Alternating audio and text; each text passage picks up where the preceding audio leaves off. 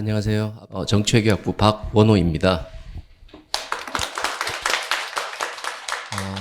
제가 이제 그 직전 자료 원장을 맡고 있다가 지난 2월까지 제가 했었나요? 예, 2월까지 제가 맡고 있다가 이제 그 무거운 책임을 또 우리 김석호 교수님한테 이제 넘겨드리고 근데 이제 오늘 와서 이제 사실 그 이야기를 듣다 보니까 이제 학교 교내에 생산되는 여러 내지는 학교 교내에서 그 데이터와 관련된 여러 역할들을 하고 계시는 이제 그 기관들 말씀을 들은 것 같고, 또 마침 제가 이제 그 학교에서 지금 현재 이제 또 기획처장을 맡고 아마 제가 기획처장이어서 부른 건 아닐 거고요. 그 전임 이제 그 원장이니까 부르긴 했겠습니다만은 이제 이야기를 듣다 보니까 이게 또 어떻게 보면 서울대학교가 해야 되는 또 여러 가지 일들이 있구나 하는 이제 그런 생각도 제가 하게 됐습니다. 그래서 일단은 뭐 좀 여러 가지 이야기들을 들었습니다만 좀 추가적인 질문, 그 다음에 아마 시간이 된다면은 오디언스나 아니면은 이제 지금 유튜브로 아마 한 수천 명이 지켜보고 계신 것 같은데 거기서 이제 또 질문이 나오면은 그 질문들 받아서 또 여쭤보는 걸로 그렇게 진행을 할까 합니다. 일단은 뭐 그 각 기관 소개에 대해서 좀 들어봤는데 제가 아까 들으면서 들었던 생각 중에 하나는 이제 지금 뭐 코스타 한국사회과학 자료원도 마찬가지입니다만은 이제 그 규장각에서부터 시작해서 일단 그 아카이브하는 기관들이 도서관도 이제 아카이브하는 기관이라고 말씀을 드리는 게 뭐 그 어떨지는 모르겠습니다만 이제 그 세 군데가 또 있었고, 그 다음에 좀 정말 특별하게도 이제 지금 그 사무관님께서 이제 또 아까 말씀을 해주셨습니다만 이제 통계청에서 또 들어와서 어떻게 보면 그 서울대학교가 만들고 있는 그 독특한 데이터 생태계라고 해야 될까요? 그 생태계 안에 이제 들어와서 또 큰 역할을 해주고 계시는 기관이 있었고, 또 뭐 마지막으로 이제 데이터 사이언스 대학원에서 어떻게 보면 이제 그 데이터 사이언스를 주도해서 이제 끌고 가시는 기관에서 좀 말씀을 뭐 굉장히 재밌게 들었습니다. 그래서 일단은 좀 어떻게 보면 각자 발표하신 것들을 좀 병합해서 이렇게 이야기를 하는 게 어떨까 하는 생각이 좀 들었었는데, 뭐 지금 여러 가지 그 질문들이 들어와 있습니다만 일단은 저도 뭐 저 나름대로 저는 그 선거 데이터를 연구하는 사람입니다만 제가 또 가지고 있는 데이터에 대한 중요한 생각 중에 하나는 데이터들은 그 자체로서 가지고 있는 어떤 밸류나 뭐 가치라고 해야 될까요? 그런 것들이 있지만은 이것들을 이제 서로 만나서 있게 해주면 내지는 그 데이터의 어떤 새로운 가치가 마련될 수 있는 컨텍스트가 있다고 생각하거든요. 데이터 A와 데이터 B를 또 만약에 만나게 해준다면은 그냥 새로 만들어지는 데이터 C라고 하는 게 그냥 단순히 그 부가적인 가치뿐만 아니라 이게 뭐 그냥 덧셈이 아니라 곱셈 내지는 뭐 지수 함수라고 하나요? 하여튼 뭐 굉장히 그 가치가 증폭될 수 있다는 그런 생각들을 가지고 있는데 가장 중요한 오늘 키워드 중에 하나는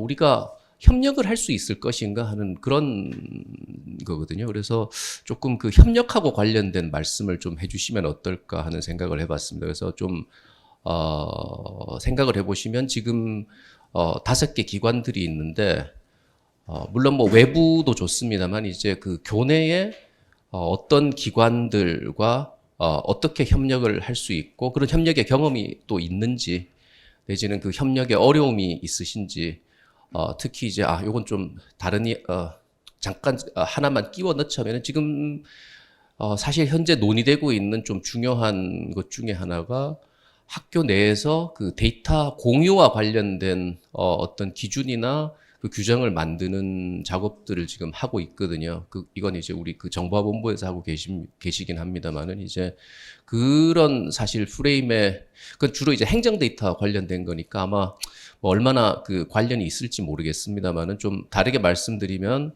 학교 교내에서 그 데이터 교류와 관련된 어떤 그 프레임워크를 만드는 작업들도 진행이 되고 있습니다. 그래서 그런 컨텍스트에서 좀 협력과 관련된 이야기를 조금만 그 기관 순서별로 들어보면 어떨까 하는 생각이 있는데 어디부터? 예, 도서관부터 그냥 순서대로 들어보실까요? 예.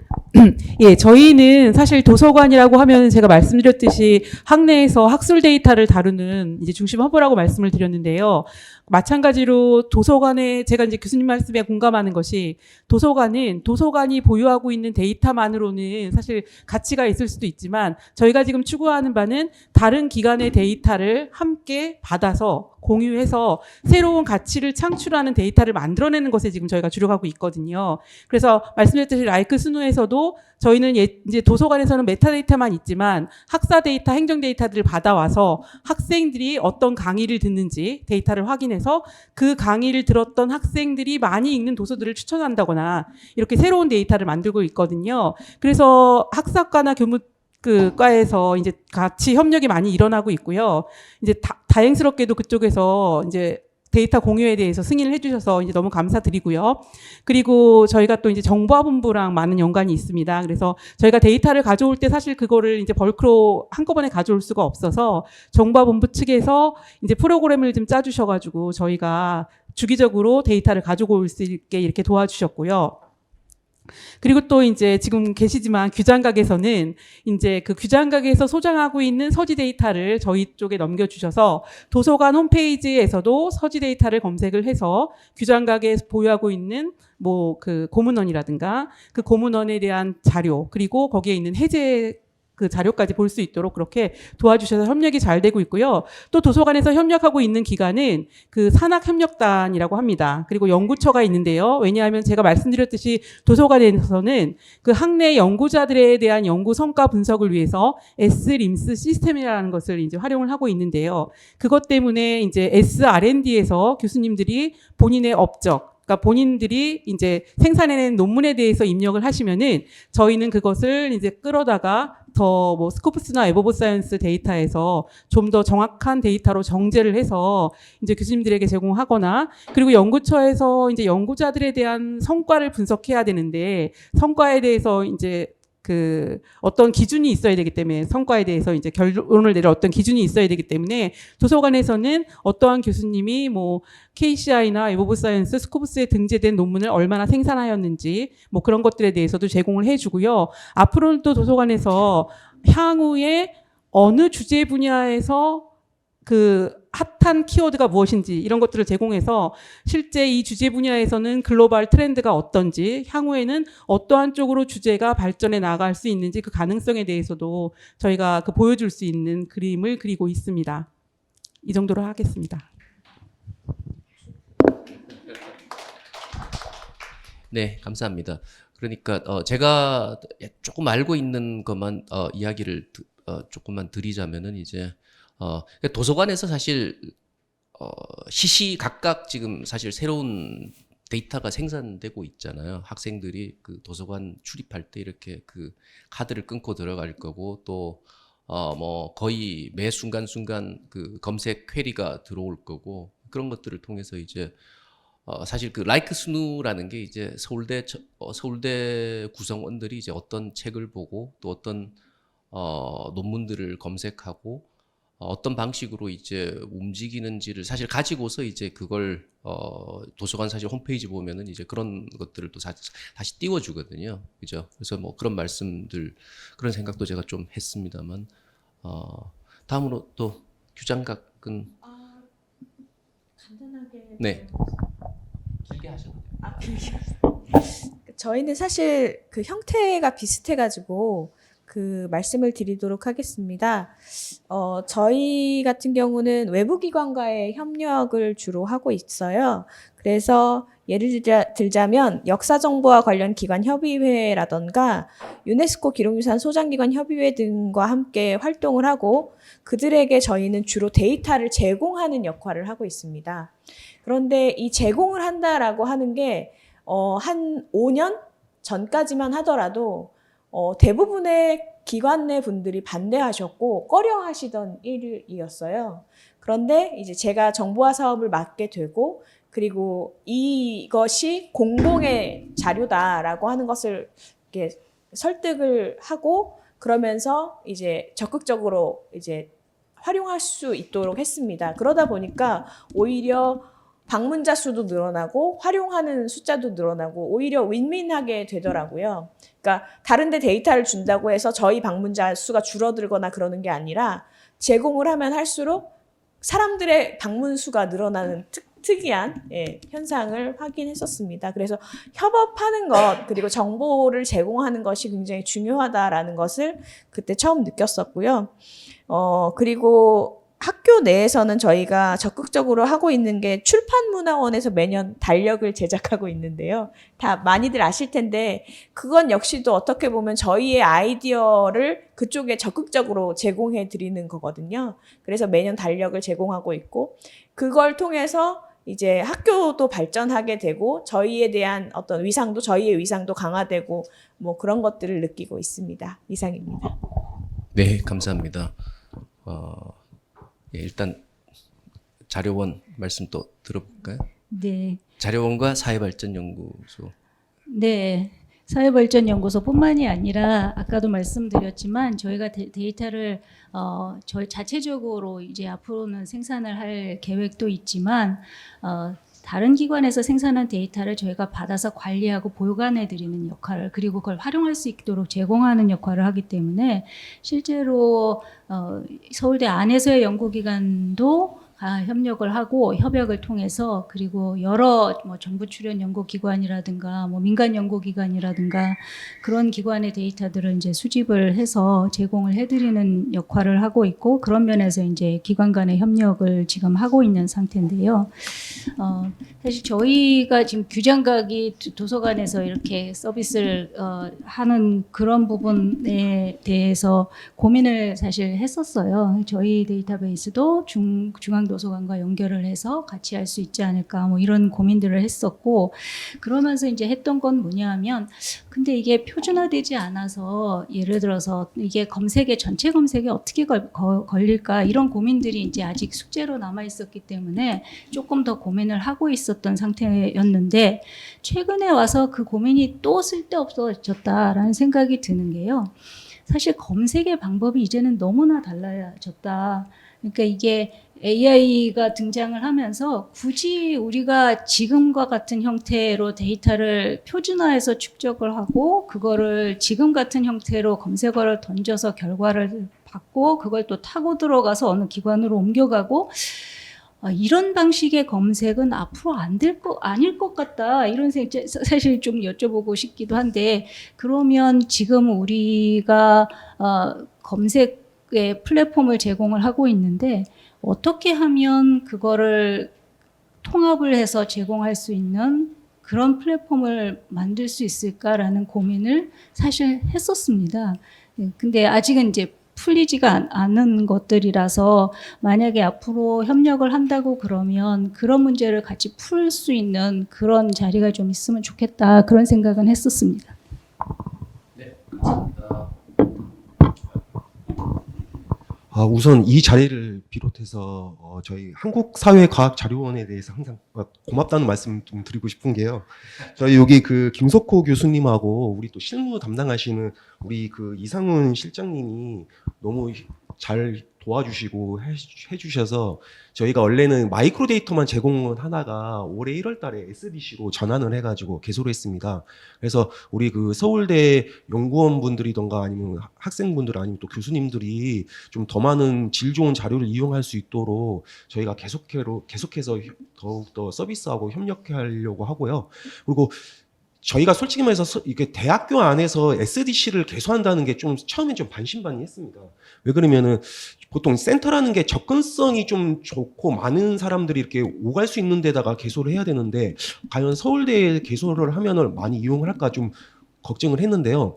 의외로 서울대 분들이 전에 자료가 마이크로 데이터만 제공을 했을 때는 오히려 더 많은 자료 이용하기 위해서 멀지만은 더 외부 중구던가 아니면 강남 이런 센터를 이용하시다가 서울대 센터를 개소로 하니까는 되게 많으신 분이 이용을 하시더라고요. 그래서 또 이제 사회과학자료원에서 또 이제 더욱 또 이제 고마운 게 공간이 좀 비좁은 것 같으니까 더 확대를 해주신다고 고맙게도 그래서 하반기 때 좀 더 이제 확대를 해주신다고 하는데요.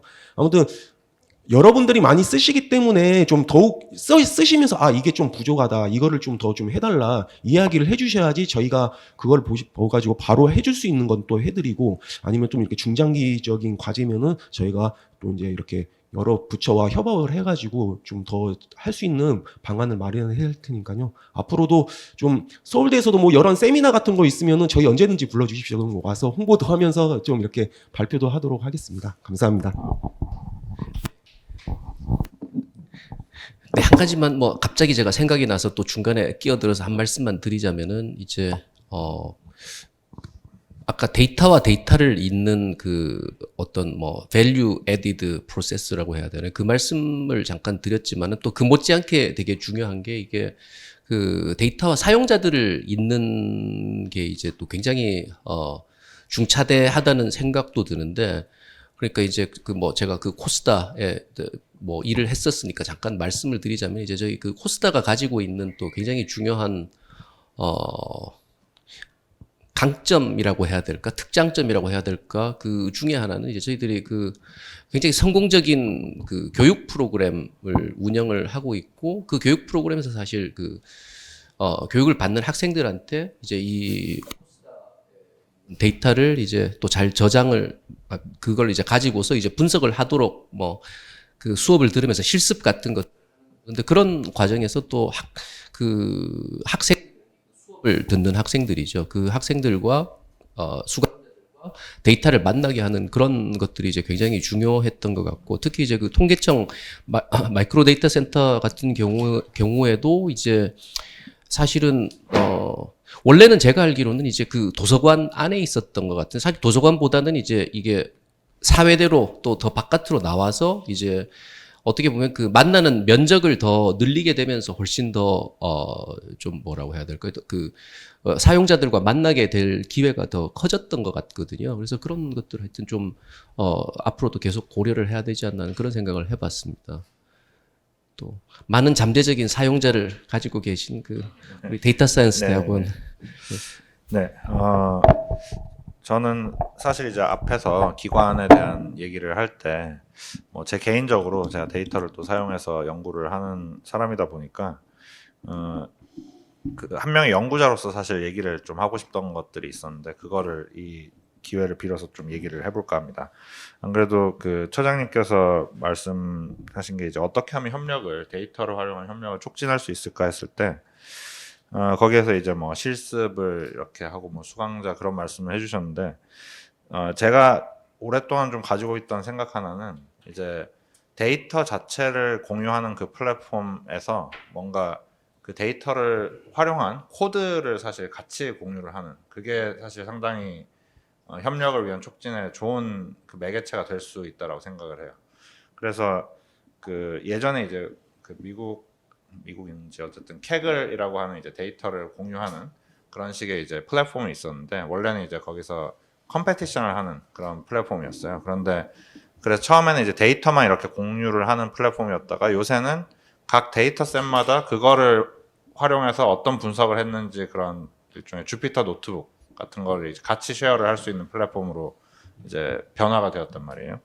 그래서 그렇게 하면 사실 어떤 데이터가 있는지 그리고 그 데이터로 무엇을 할 수 있는지 어떤 가치가 있을 수 있는지에 대해서 사람들이 좀 더 직접적으로 이제 알 수가 있으니까 그게 도움이 되는 것 같아요. 그래서 그 컴퓨터 사이언스 분야에서 뭐 papers with code라 그래서 페이퍼 출판된 이제 논문을 이제 레플리케이트를 할 수 있는 세트로 이렇게 데이터와 코드를 함께 이제 제공을 하는 플랫폼도 있고 경제학 쪽 저널들에서도 사실 이제 요새는 레플리케이션을 많이 이제 중요시하니까 데이터와 코드를 이제 같이 퍼블리케이션을 같이 붙여서 내보내는 게 사실 저는 도움이 많이 된다라고 생각을 합니다.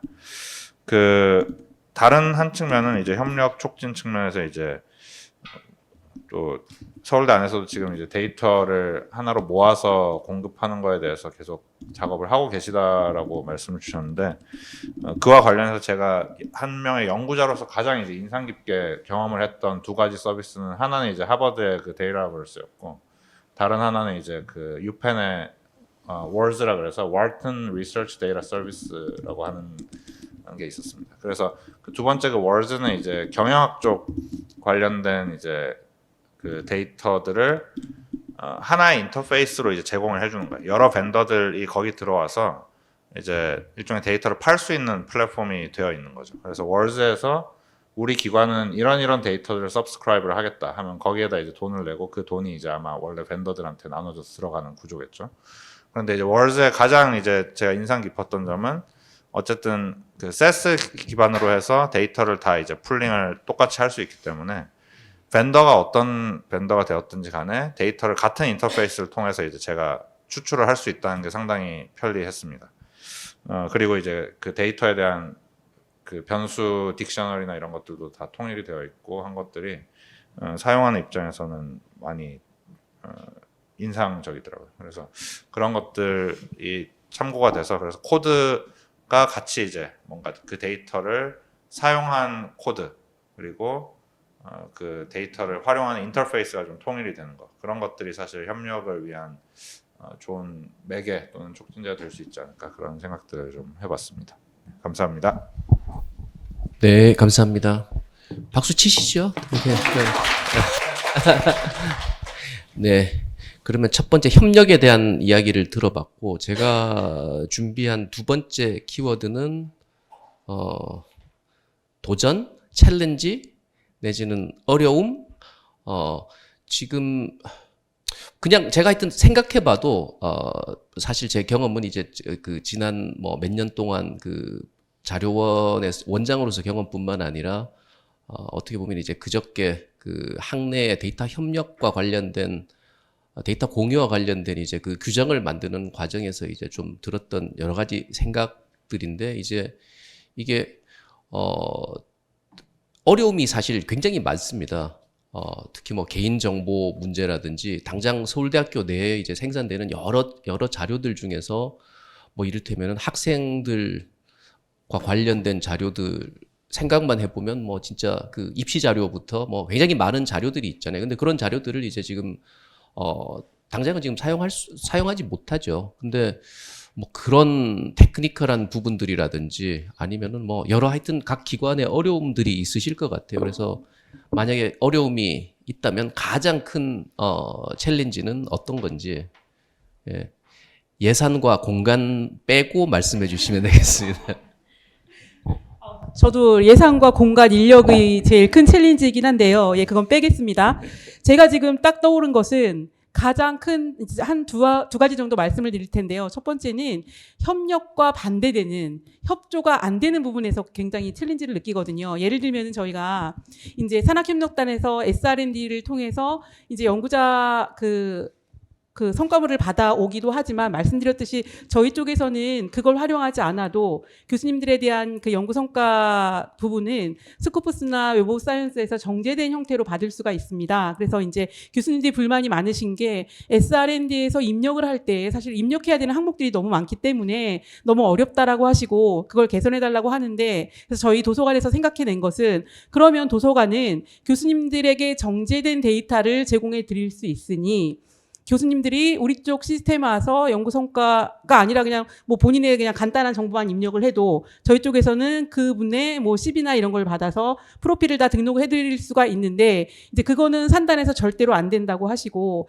그래서 저희가 또 이제 생각을 한 것이 그렇다면 이제 입력을 하실 때 논문이라면 예를 들어서 메타데이터가 여러 가지 필드가 있을 수 있는데 이제 간략하게 입력들을 하시잖아요. 그러면은 도서관에서는 더 많은 필드를 가지고 있으니 차라리 검색을 해서 도서관의 그 데이터를 대상으로 검색을 해서 검색된 결과로 그냥 클릭만 하면은 바로 이제 입력해 올 수 있게 뭐 이런 방안도 제시를 하고 있는데 이제 아무래도 시스템을 이제 수정하는 부분이라서 그렇게 쉽게 이제 이루어지지 않고 있거든요. 그래서 이제 이런 부분들 뭐 그쪽에서도 사실 협력을 하게 되면은 좋은 점은 분명히 알지만 이제 또 그거에 대해서 또 시스템 개선의 문제도 있지만 이제 그 일부는 또 그런 방법에 대해서 이제 효과적이지 않다라고 생각하시는 부분도 있고 이제 이런 부분들 그리고 이제 저희가 어떤 시스템을 개발했을 때 어떤 기능은 우리가 지금 개발한 기능인데 뭐 너무 동일하지 않느냐라든가 뭐 이런 약간 그러니까 저는 특화된 기능을 만들어서 같이 서로 공유를 하면 좋겠다고 생각을 하거든요. API를 나눠서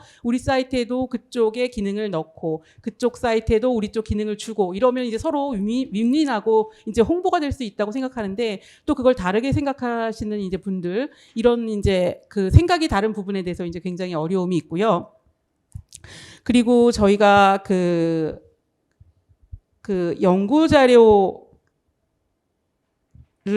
저희가 이제 그 데이터를 좀 수집하는 데 있어서 그 기본적으로는 저희가 이제 그 무료인 데이터를 수집을 하게 됩니다. 그런데 무료 데이터를 수집하는 데는 약간의 한계가 있고요. 그래서 그 데이터를 보완하기 위해서는 이제 또 유료 데이터를 수집해야 되는 문제가 있고 또 이제 어려운 것이 데이터가 자꾸 변형이 되다 보니까 예를 들어서 저희는 라이크스누 시스템을 개발하면서 이제 도서 대출 데이터를 분석해서 도서를 추천하게 되는데요. 그러면 그 도서 대출 데이터는 이제 처음에는 인쇄 자료에 대한 대출 데이터를 이제 분석을 했는데 이제 사실 요즘엔 전자책을 더 많이 읽기 때문에 전자책에 대한 이제 대출 통계도 내서 분석에 이제 포함을 시키려고 했는데 문제는 국내의 전자책들은 로그인을 해서 그 이용자가 특정돼서 그 이용자가 대출을 하는 방식으로 이용을 하게 되는데 외국의 전자책은 아시다시피 PDF 방식으로 제공을 하기 때문에 누가 그 PDF 전자책을 읽었는지에 대해서 특정을 할 수가 없습니다.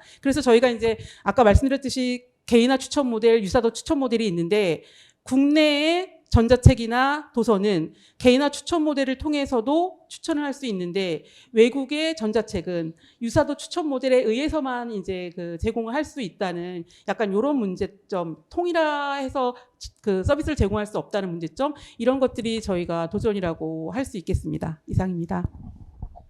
네, 감사합니다. 다음 계속해서 네? 별로 없으세요? 간단하게 어려움이 없으시군요. 어려움이 많습니다. 근데 아까 그러니까 제안을 두신 것이 가장 큰 문제이기 때문에 그리고 이제 그 다음으로 문제가 되는 것은 사실은 도전이 되면서 어려움이 되는 것은 새로운 기술을 한 번이라도 시도해 보려고 하지 않는 태도라고 생각을 합니다. 그러니까 저희 소장 자료는 100% 한문인데 이미지로만 서비스가 되고 텍스트가 없으며 번역이 되지 않고 있습니다. 따라서 활용할 수 있는 사람은 전문가 집단일 뿐이고요. 그 전문가 집단도 한국 사회에 한정되는 경우가 대다수입니다. 따라서 기관이 고립될 수밖에 없는 거죠. 이걸 타개하기 위해서는 다양한 방법을 쓸 수가 있어요. OCR이라고 하는 기술을 써서 텍스트를 구축하고 그리고 자동 번역 시스템을 도입해서 시도해 봐야 돼요. AI에게 학습을 시켜야 돼요. 그러려면 돈이 들죠. 하지만 돈에 대해서는 언급하지 않고 근데 그거를 하기 전에 그거를 한번 해보자고 의견을 드려도 쉽게 수용이 되지 않는 이제 그런 분위기 그런 것이 저에게는 가장 어려움이고 도전이 되는 것입니다. 이상입니다. 네, 숙연해지는데요. 근데 예산이 필요하시면 말씀을 하십시오. 알겠습니다. 예. 그다음. 네, 예산 필요합니다. 사실 이제 비슷한 고민들을 해요. 워낙 테크놀로지가 이제 그 발전을 하니까 저희가 예전에 그 데이터를 처리하고 보관했던 그런 방식을 가지고는 지금 데이터 사이언스에서 그걸 읽어드릴 수 있는 그런 시스템이 아니기 때문에 데이터 사이언스가 우리 데이터를 가져가서 분석하고 트레이닝을 시킬 수 있는 데이터를 제공할 수 있는 그런 형태의 아카이빙은 어떤 건가. 이런 기술 발전과 또는 연구 방법론의 발전에 따라서 우리가 수집하고 저장해야 되는 데이터, 서비스해야 되는 데이터를 어떤 식으로 처리를 해야 할 건가라는 고민이 이제 굉장히 크게 있고요. 또 하나는 여전히 수집의 문제가 있습니다. 예를 들면 뭐 사회발전연구소는 데이터를 거의 다 주시기는 하지만 그 데이터를 관리할 수 있는 인력이 연구소에는 없어요. 사실 대학원생들이 있다가 사라지면 그 데이터는 나중에는 없어지는 경우들이 꽤 있어서 결국은 데이터를 찾으려면 그 대학원생을 찾아야 되는.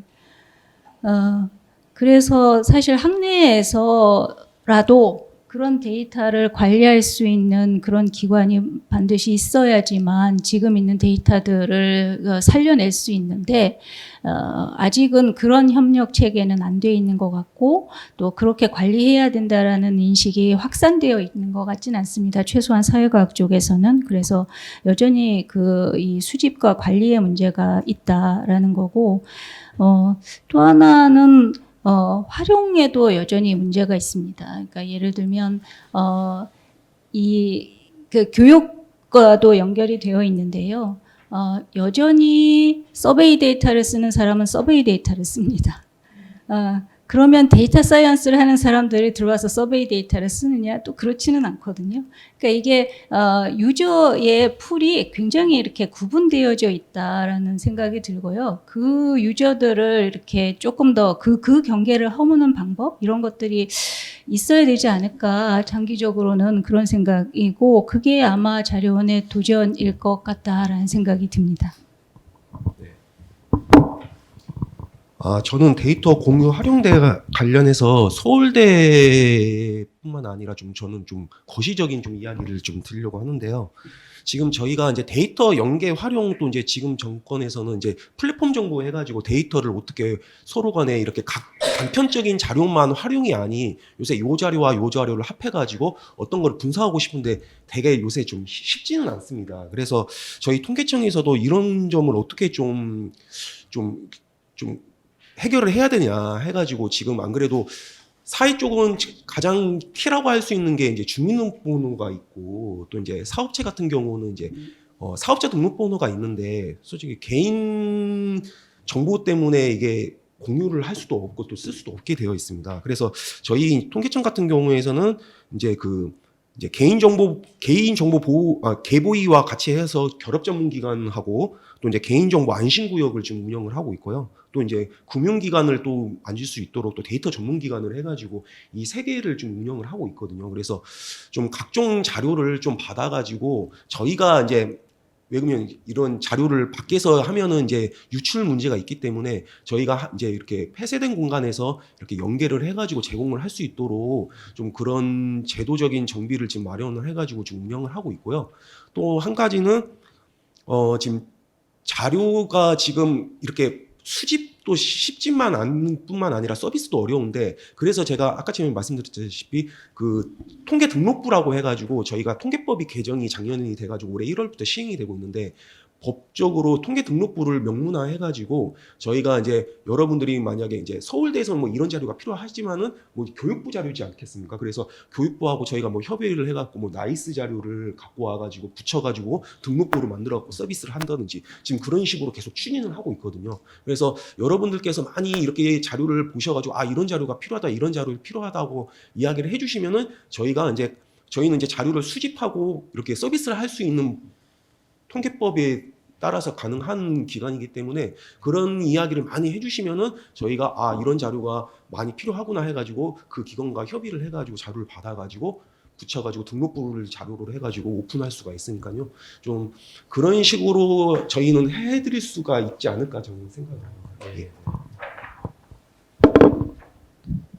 네, 저 같은 경우에는 뭐 저희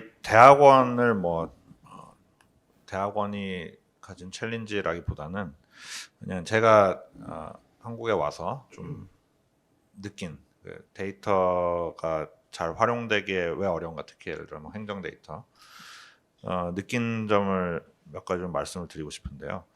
하나는 이제 너무 많은 경우 이제 문서를 중심으로 그 정보들이 저장이 된다라는 생각이 들어요. 이게 그러니까 문서 센트릭한 거하고 다큐먼트 센트릭한 것과 데이터 센트릭한 거를 봤을 때 사실 그 문서 안에서 우리가 계속 유지를 하고 싶은 거는 이제 거기에 들어있는 핵심 그걸 데이터화해서 우리가 보관을 해야 되는데 너무 이제 모든 게 다 일종의 문서 이렇게 프린트된 그 PDF 모양의 그 문서에 그것도 너무 많이 아래아 한글로 그죠? 예. 아래 한글에다가 뭐 그 딱 구성된 그 뭐 공문 보면 뭐 항상 귀 기관에 무궁한 뭐 번영을 어쩌고 그런 것들이 있잖아요.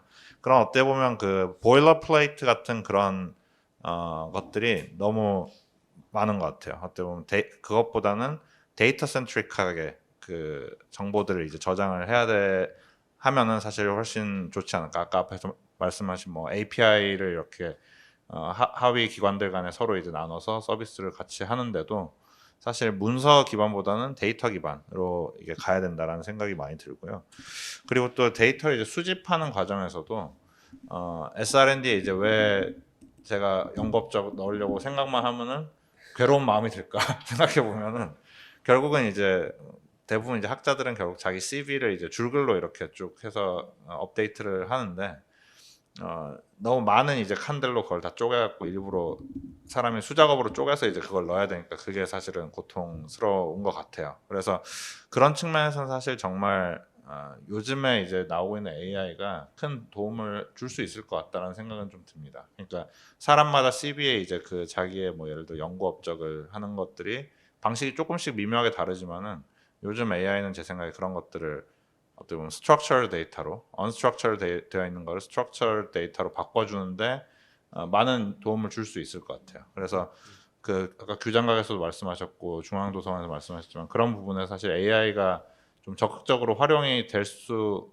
있는 거를 좀 많이 도전을 해보면은 좋을 것 같다 생각이 듭니다. 그래서 그런 거 하고 마지막으로는 이제 데이터를 사용해서 물론 이제 규정이나 그런 것들 개인정보나 뭐 그런 법률적 규정적인 제약 때문에 할 수 없는 것들이 많이 있긴 하지만은 할 수 있는 한도 안에서라도 이 데이터를 가지고 좋은 것이 이렇게 나왔다라는 거를 뭔가 만들어서 보여주는 것들이 사실 좋은 것 같아요.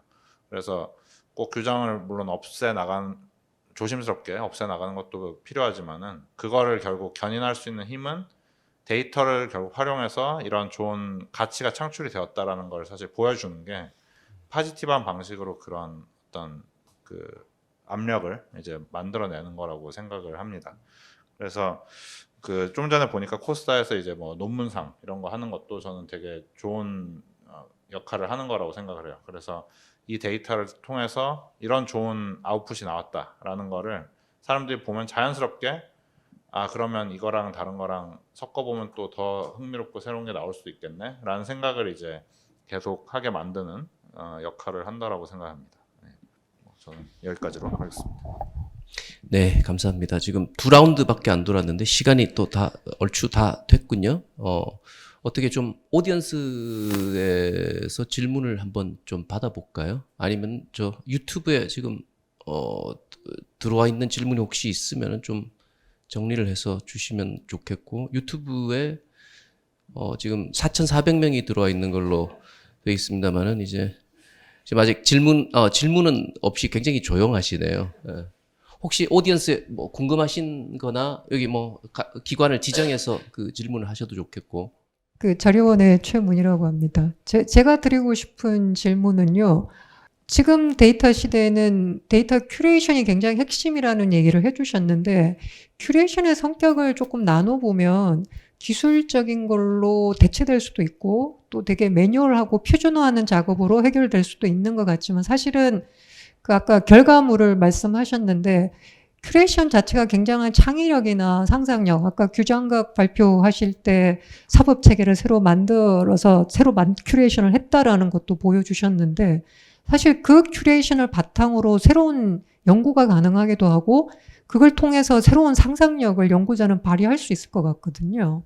근데 이제 문제는 그런 것들에 대한 노력에 대한 인정이 되게 약하거나 아니면 그냥 개인의 역량으로 조금 치부하거나 인정하지 않는, 사실 굉장히 프라이스리스인데 우리가 지금 데이터를 이제 다루는 조직들의 노력과 수고는 막 얘기를 하는데 그 조직에서 일을 하는 사람들의 특히 이제 큐레이션의 약간 상위 부분이라고 하는 그 이제 상상력이나 새로운 큐레이션 제안 이런 것들은 각 기관에서 얼만큼 노력을 하고 계시는지 혹은 그걸 하는 거에 뭐 어떤 어려움이 있으신지 조금 듣고 싶습니다. 제가 사실 아까 발표할 때 큐레이션에 대해서 간단하게 언급을 드렸기 때문에 말씀을 드려야 될 것 같은데 이미 발표에서 말씀드렸던 것처럼 기본적으로 규장각이 소장하고 있는 자료는 굉장히 방대하고 제가 알기로는 우리나라에서 고도서 소장은 아마 2위 정도를 차지하고 있는 것으로 알고 있고 그만큼 방대하고요. 유일본 자료들도 상당히 많이 가지고 있는 기관입니다. 근데 그런 자료들이 어디에 있고 그리고 어떤 특징을 가지고 있고 이런 것들에 대해서 이제 검색을 함으로써 이렇게 알기가 어렵습니다. 분류가 잘 돼야 되는 거죠. 근데 그 분류가 아주 고전 시대의 사부 분류라고 하는 걸로 현재 분류가 되어 있고 그 사부 분류라고 하는 것도 어떻게 보면은 전통 시대의 기준에 따라서 되어 있는 것이라서 현대를 살아가는 우리들의 눈에는 맞지 않는 것들이 많습니다. 따라서 이런 것들을 체계적으로 분류해서 서비스해야 된다는 과업을 저는 갖고 있는 거예요.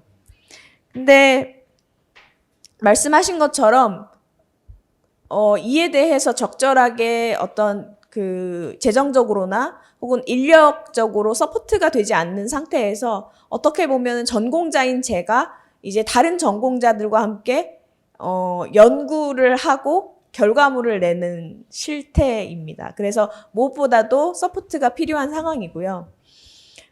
그런데 다행인 것은 규장각 한국학연구원에는 다른 연구팀들이 있어요. 그래서 예를 들면 집부조사팀이라고 해서 집부 자료를 조사하는 별도의 팀이 있고 그리고 경부조사팀이라고 하는 팀도 있었고 다양한 팀들이 있고 그분들이 제공해 주시는 결과물을 저희들이 활용하고 있습니다. 그러니까 결국은 수많은 연구자들의 연구의 결과물을 저희들이 이용해서 이렇게 분류를 하고 서비스를 할 수 있는 그런 과정 속에 있는 거라고 생각을 합니다.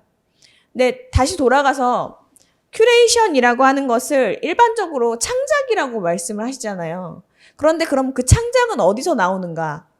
라고 했을 때 저는 그 깊이 있는 연구, 그러니까 전문가들의 깊이 있는 연구에서 창작은 가능하다라고 생각을 하거든요.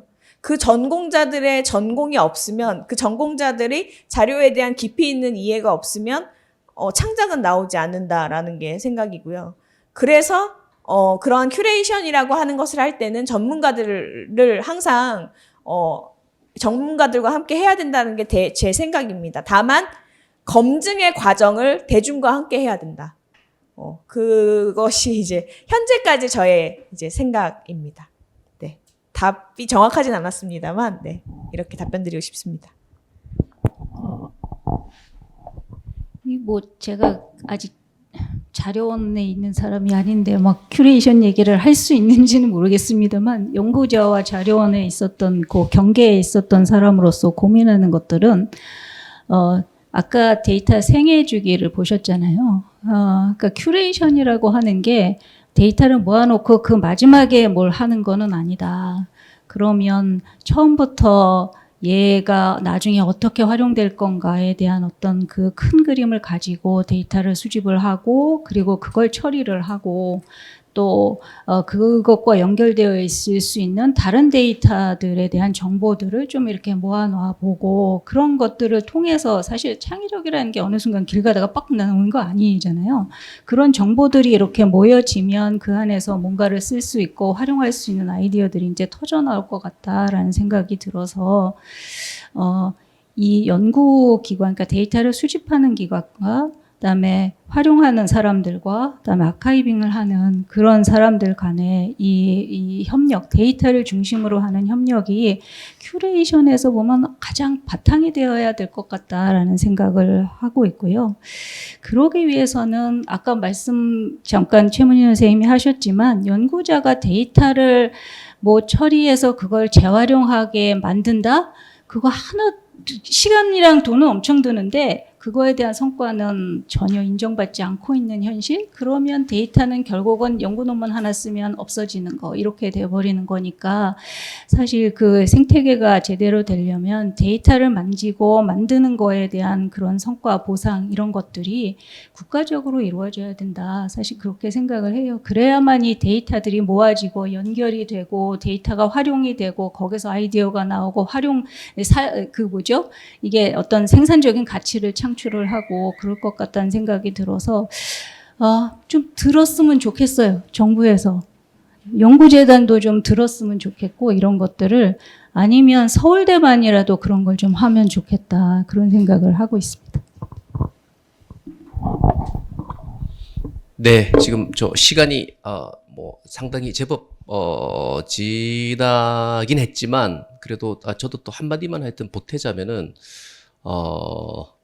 그러니까 저도 뭐 큐레이션에 대해서 생각을 좀 많이 뭐 그래도 비교적 좀 해본 셈이기 때문에 그러니까 지금 근데 사실 혹시 제가 이제 뭐랄까 저 가시는 방향 반대 방향으로 제가 이야기를 하는 게 될 수도 있지만은 이제 뭐 일종의 레드팀의 역할을 또 조금만 하자면은, 그 다음에 이제 그 두 가지가 사실 뭐 반드시 다른 이야기라고 생각되지는 않는데, 이 한쪽 사이드에서는 지금 말씀하신 것처럼, 그리고 그게 이제 규장가 수도 있을 것 같은데, 이런 어떤 그 장인 정신이 충만한 그 큐레이션이 있을 수 있을 것 같아요. 그러니까 진짜 내가 데이터를 잘 이해하고 있고, 그 다음에 지금 어떻게 보면 그 리터러처가 이렇게 있고, 학술신이 이렇게 있고, 여기에서 진짜 우리가 정말 봐야 되는 건 이런 거다라고 하는 걸 이제 내놓을 수 있는, 그게 있는 반면, 한편에서는 지금 이제 제가 사실 그 도서관에 지금 말씀을 안 하신 것도 이제 좀 생각을 해봤는데, 이런 것들도 사실은 데이터를 가지고 또 그 오토마이저를 할 수도 있을 것 같거든요. 그러니까 이를테면 아까 그 도서관에서 책 대출한 걸 가지고서 넷플릭스에서 이제 그 시청한 어떤 기록들을 레코드를 가지고서 또 그다음 너가 어떤 책을 볼 수 있겠다라든지, 여기까지 읽었으면 그 다음은 여기까지 그 드라마를 봤으면 그 다음 드라마는 뭐 무슨 가십거를 봐야 된다든지 뭐 이런 그 일종의 시퀀스들이 있는 거잖아요. 그러니까 그런 것들을 만약에 생각을 한다면 그 경우에는 이건 이제 또 장인의 어떤 그 큐레이션이 아니라 사실은 또 데이터를 가지고 하는 그 큐레이션도 있을 수 있거든요. 물론 그 아까 뭐 그 최문희 실장님이 말씀하셨던 이런 그 큐레이션의 역할을 하는 분들, 내지는 역할을 하는 그 기능 자체에 대한 어프리시에이션이 이제 굉장히 낮다고 말씀해 주신 거는 저는 뭐 100% 동의를 하긴 하지만, 이제 이 큐레이션이라고 하는 것도 이제 굉장히 여러 가지 형태로 나타날 수 있고, 또 서로 상보적인 그런 포맷들도 있는 것 같아요. 그래서 그런 것들도 하여튼 좀 같이 고민을 하시면 어떨까 하는 그런 생각을 해봤습니다. 제가 마지막 이야기를 해서 좀 죄송한데, 하여튼 어떻게 이 정도로 좀 마무리를 오늘 하면 어떻겠습니까? 네, 오늘 하여튼 같이 해주셔서 감사드리고요.